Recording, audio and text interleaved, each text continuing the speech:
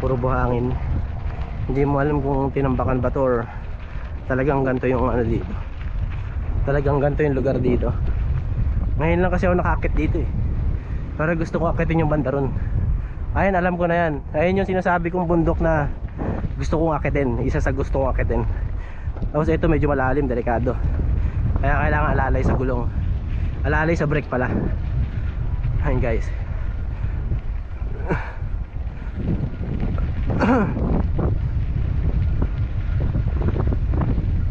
Buti na lang medyo malakas-lakas pa yung brake ko. Kahit hindi ko pa napapaayos.